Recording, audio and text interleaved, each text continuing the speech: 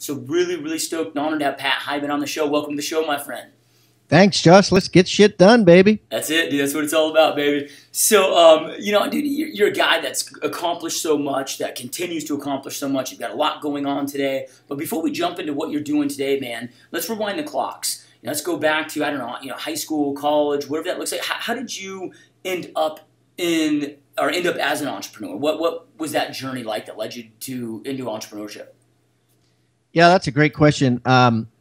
So, when I was growing up, I always had that work ethic. I was a family of 5, and I was always the kid that, had a job at 14 or 15 and walked to work and all those cliche type stories.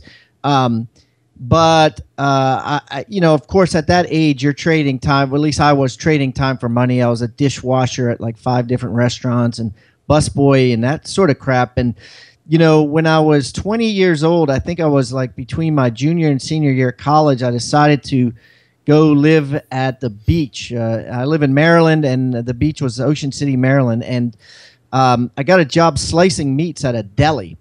And I remember vividly this scenario. I was making $4.25 an hour slicing meats, working like 40 hours a week. And a buddy of mine from college said that he got a gig on the boardwalk. It's like a area with all these arcades and cotton candy and junk food and kids running around and rides and stuff where tons of people go every night. And during the day, and he got this gig where he was on 100% commission, where he would hand out these coupons for free dinners, and the people get a free dinner if they go to take a tour of timeshares. So they go and take this tour, which is supposedly 1 hour, but between me and you, it was like a 3-hour tour. And we used to joke about it with the Gilligan's Island theme. We used to say the 3-hour tour. And so anyways, to make a long story short, he said he had this job and it was fun and blah blah blah. So I said, all right, I'll give it a try. So I went out on the boardwalk. The boss of the company said, Pat, I need you to do a couple of things. I need you to, number one, leave your sunglasses at home. I need you to wear a collared shirt, and I need you to look in the eye on your left. So if I'm facing you, stare in your eye to the left, to my left, and just stare at that eye while you're talking. And that's all I need you to do when you say this script. And I was like, well, I can do that. That's no problem. And so I went out on the boardwalk and I just started handing out these coupons.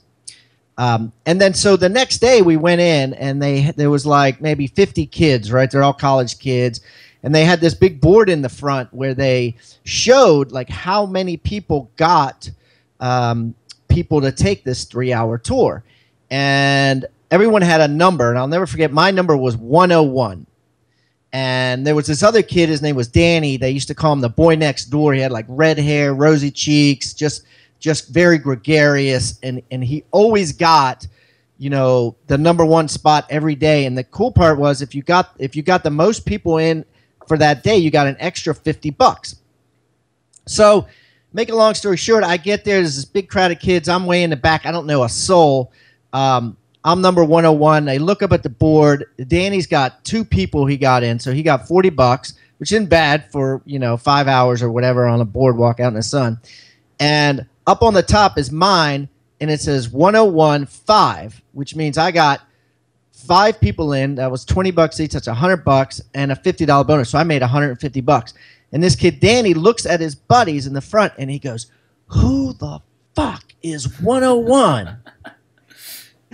And I'm like in the back, and I'm like, hey, that's me, And so I had 2 realizations. Number one, that I made $150 in one day, where slicing meat, I was making about $140 in 1 week, right?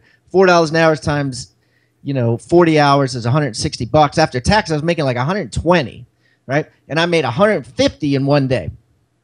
And I had that huge, massive realization, number one. And number two, I had a realization that I had a genius or something that I'm good at. Because I was never like athletic, I was terrible. I tried to play lacrosse in high school. I went in 10th grade. In 9th grade, I was third string. And then in 10th grade, I got put back to 4th string just because they, you know, it was a socially, politically correct school and they didn't cut anybody.